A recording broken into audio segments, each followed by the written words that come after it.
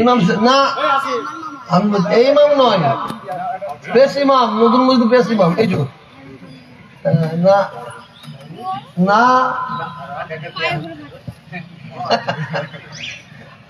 আসল লোক ফাঁক যাচ্ছেন। যাক, আউযু বিল্লাহি মিনাশ শাইতানির রাজিম, বিসমিল্লাহির রহমানির রহিম।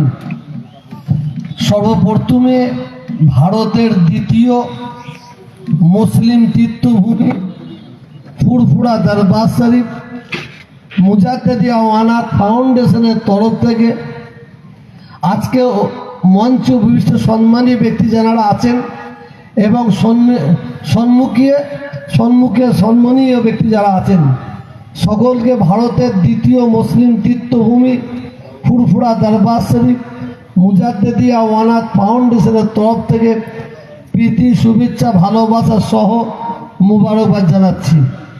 আমার এখানে আসার যে উদ্দেশ্য, সেই উদ্দেশ্যটা আমি পুরা করেছি। আমার ভাই, কি নাম বললেন, চাচা শহীদুল মণ্ডল, আমাকে একবার নয় অধিকবার আমার শরীর ভাই বোনের সঙ্গে ফোন করে আমাকে বহুদিন থেকে, মনে হয় 1 বছর আগে থেকে বলছে আমার ওখানে মসজিদ আপনাকে উদ্বোধন করতে যেতে হবে। হ্যাঁ হ্যাঁ, 3 বছর ধরে। যাক, আমি কথা দিয়েছিলাম, আমি দুপুরবেলা একটা অনুষ্ঠান করেছি। আবার এখানে থেকে আমি যাব শিয়াখালায়, ওখানে একটা অনুষ্ঠান আছে। শিয়াখালা থেকে যাব জাঙ্গিপাড়ায়, ওখানে অনুষ্ঠান আছে। আমার মেন যেটা নিয়ে আসা, মসজিদ, আল্লাহর ঘর, মসজিদে উদ্বোধন করার জন্য আসরের নামাজ ওখানে আমি আদায় করেছি, মাগরিবের নামাজ আপনারা আদায় করবেন। তবে মসজিদ তৈরি করলে হবে না, মসজিদের খোরাক আমাদের করতে হবে। মসজিদের খোরাক, নামাজি যদি না হন মসজিদ করে কোনো লাভ নাই, মসজিদ করে কোনো লাভ নাই। মসজিদ পয়সা থাকলেই মসজিদ করে দেওয়া যাবে, আর সেই মসজিদে যদি নামাজি না হয় সেই মসজিদের কোনো মূল্য নাই, কোনো দাম নাই। আমি আজকে আপনাদের এখানে কথা দিয়ে যাচ্ছি, আমি বিশেষভাবে একদিন আসবো আমার এই ভাইপোর বাড়িতে। আমি স্পেশালভাবে সেই দিন এসে আপনাদের এখানে 1.5 ঘন্টা 2 ঘন্টা জলসা ওয়াজ করে যাব। তবে আজকে আপনাদের এখানে মাশাআল্লাহ বহুত মানুষের খাবার ব্যবস্থা করা হয়েছে, আমাকে যেটা বলা হয়েছে। আমি আজকে আপনাদের এখানে ফুরফুরা শরীফ থেকে এমন একটা আলেম এনে দিয়ে গেছি, বক্তা, যে বক্তা মাগরিবের নামাজের পর থেকে ঈশা পর্যন্ত ওয়াজ করবে। আপনারা মনোযোগ দিয়ে শুনবেন, ইনশাআল্লাহ ওই বক্তার ওয়াজ শোনার পরে আপনাদের আবার পরে তাকে নিয়ে আসতে ইচ্ছা করবে। হ্যাঁ, জনাব মৌলানা আব্দুল ওহিদ সাহেব, ফুরফুরা শরীফ টাইটেল মাদ্রাসার মুহাদ্দিস। আমি বেশি কিছু বলছি না, আমি আপনাদের লাস্টে একটা পয়েন্ট কথা বলে যাই। আপনারা এখানে কে হিন্দু কে মুসলমান দেখবেন না। আমি তোহা সিদ্দিকী, আমি মুসলমান ঘরে জন্ম নিয়েছি ঠিকই, কিন্তু আমার পরিচয়টা আগে মুসলমান, এইটা হওয়া উচিত নয়। আমার সর্বপ্রথমে আমার পরিচয়, আমি মানুষ।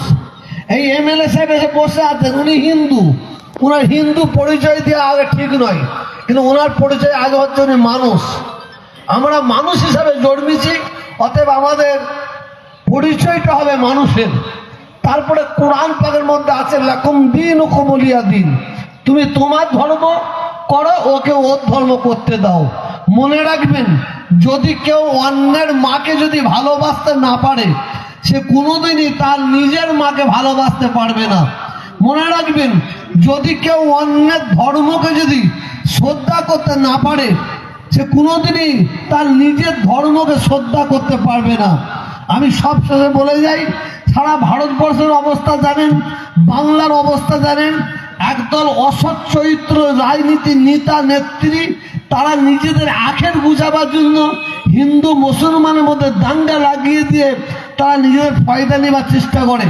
আমি আপনাদের হিন্দু মুসলিম এবং এখানে যারা আছে, আমি সকলের হাতে জোড়হাত করে বলে যাচ্ছি, এত যদি আপনারা না খুশি হন, আপনাদের পায়ে হাত দিয়ে বলে যাচ্ছি, আপনারা ভাইয়ে ভাই গন্ডগোল করবেন না, দাঙ্গা লাগাবেন না। আপনারা সাধারণ মানুষ, আমরা সাধারণ মানুষ। কিছু নেতা তারা তাদের চেয়ারের জন্য তারা দূর থেকে বহুত রকমের তারা দাঙ্গা, যেগুলো পরিস্থিতি দাঙ্গা লাগিয়ে দিয়ে তারা ফয়দা নেবার চেষ্টা করবে। আমি আপনাদের বলছি, আপনারা হিন্দু মুসলমান শিখ ইসাই মিলেমিশে থাকবেন, কারণ এই বাংলা হচ্ছে হিন্দু মুসলমানের ঐক্যর বাংলা, একতার বাংলা, ভ্রাতৃত্বর বাংলা, ভালোবাসার বাংলা। এই বাংলায় সাম্প্রদায়িক শক্তিকে কোনো জায়গায় দেওয়া যাবে না। আর বিশেষ করে আমি যার জন্য এখানে এসেছি, আমি আপনাদের সকলের কাছে অনুরোধ করছি, আপনারা 5 ওয়াক্ত নামাজিটা হবেন। মুসলমান ঘরে যারা জন্ম নিয়েছে তারা যদি নামাজ না পড়ে মরে যায়, তাদের মত একটা কুত্তার মত, তাদের মত একটা ষড়ের মত, তাদের মত একটা বাঁদরের মত, তাদের মত জন্তু জানোয়ারের মত। অতএব মুসলমান ঘরে জন্ম নিয়েছেন, 5 ওয়াক্ত নামাজি হন, মানুষের মতন মরুন।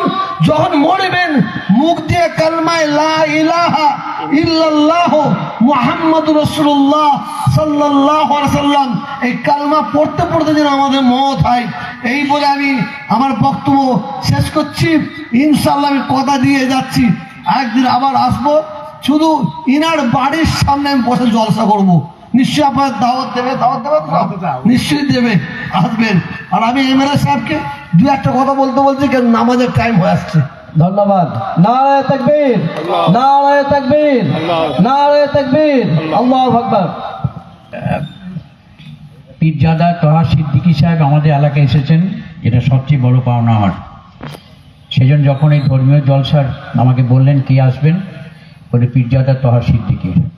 আপনাদের অনেকে জানা নেই ওনার সঙ্গে আমার সম্পর্কটা, আমি বলব না। আমার শুধু এইটুকু মনে আছে, একদিন আমি গভীর রাতে প্রায় 12:30-1টার সময় গেছিলাম। ওনার সেই ফাউন্ডেশন ওটা ঘুরে দেখালেন, গোটা প্রাঙ্গণ ফুরফুরা শরীফে। তারপর আমি আমার আবেদন রাখলাম, উনি আমাকে খাবার খাওয়ালেন, সব একই প্লেটে বসে খেলাম, উনি খেতে দিলেন।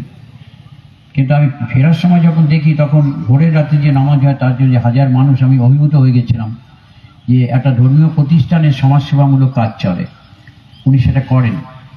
আমাকেও বলেছিলেন যে পারেন, তো আমি আমার মনে হয় আল্লাহ এখনো চাননি, হয়তো আমার মনে আছে, কথাটা ভুলে যায়নি। অর্থাৎ আপনি মানুষের সেবা করেন, শুধু ধর্মগুরু নয়। যেমন ধর্মীয়ভাবে তিনি বললেন যে আমাদের ধর্মে যেটা আছে, ঠাকুরের কাছে যেমন প্রার্থনা আমরা হিন্দুরা বলি করি, আপনার মসজিদে আপনার প্রার্থনাটা আপনি করবেনই, এটা তো স্বাভাবিক। এই কথাটা বার্তাটা দিচ্ছেন। আর সবচেয়ে ভালো লাগলো যে বার্তাটা উনি দিলেন যে হিন্দু মুসলমানের মধ্যে সম্প্রীতি যাতে বজায় থাকে, তার কারণ প্রথম পরিচয় আমি মানুষ। তোহা সিদ্দিকী সাহেব বয়স আমার চেয়ে খুব বেশি বড় না হলেও প্রায় সময় ওনার মাও মা, আমার মাও মা, মাকে ভাগ করবেন না, এটা আবেদন আপনাদের একরকম। আল্লাহ আপনাদের মঙ্গল করুন। আল্লাহ একটু শান্তির বাণী প্রচার করছেন। কদিন আগে আমি অনুকূল ঠাকুরের একটা ইয়েতে গেছিলাম বর্ধমানে, উনি বলেছেন যে অপরের মঙ্গল কামনায় নিজ মঙ্গল প্রসূতি, এইটা মনে রাখবেন, কোন ধর্মের না। আর ওনার কাছে আবেদন রেখেছি, আমার দীর্ঘদিন একটা করতে পেরোতে পারিনি, আপনার একটু সহযোগিতা আমার দরকার আছে। বাংলার মুখ্যমন্ত্রীর কাছে পৌঁছে দেওয়ার, এই গুরজানি নদীর উপর ব্রিজটা কমপ্লিট করতে পারিনি, এটা অনেক চেষ্টা করি, আপনি একটু হেল্প করবেন, তাহলেই হয়ে যাবে। আমি বলেছি মানে এমএলএ সাহেব আমাকে বলেছেন একটা ওই এখানে কি বলে ব্রিজের জন্য। আমি আপনাদের সবার সামনে বলে যাচ্ছি, এমএলএ সাহেব চিঠিটা আমাকে লিখে দিক, আমি কথা দিয়ে যাচ্ছি, সেই চিঠিটা আমি নিজে হাতে মুখ্যমন্ত্রীর হাতে পৌঁছাবো। নারায়ে তাকবীর, নারায়ে তাকবীর। তবে এমএলএ সাহেবের কাছে আমার দাবি থাকবে, এমএলএ আমি এবারে 2026-এ মুখ্যমন্ত্রীর কাছে দাবি রেখেছি, এবারে প্রার্থী দিতে হবে। ওই প্রার্থী আমরা দেখতে চাইছি, ওই এমএলএ দেখতে চাইছি। যার মন মানসিকতা হিন্দু হবে তাকে আমরা দেখতে চাই না, যার মন মানসিকতা শুধুমাত্র মুসলমান হবে তাকে আমরা দেখতে চাই না, যার মন মানসিকতা মানুষ হবে তাকে এবারে 2026 আমরা এমএলএ দেখতে চাইছি। কারণ ভোটের সময় আমরা সাধারণ মানুষ, আমরা এমএলএ এমপিদের বুনাই হয়, আর ভোট হয়ে গেলে সালা হয়, সেইটা না হয়। আমি এনার জন্য আশীর্বাদ করে দোয়া করি, ইনার কাছে হিন্দু মুসলমান না থাকে, সবাই যেন বলে না আমরা একটা এমএলএ পেয়েছি। এটা আপনার কাছে আমার অনুরোধ থাকলো। আমি চেষ্টা করি, এখানে বদর সাহেবের মানুষের প্রতিবার আসি, আমার মধ্যে এসব নেই। আমি কীর্তনও যাই, এটা তো আসি, আমার কোনো ঠিক আছে। ধন্যবাদ আপনাকেও। আমি এসেছি এমএলএ হিসেবে, ওনার মতো মানুষ এখানে এসেছেন আমার এলাকায়, ওনাকে কৃতজ্ঞতা জানাতে আমি এসেছি।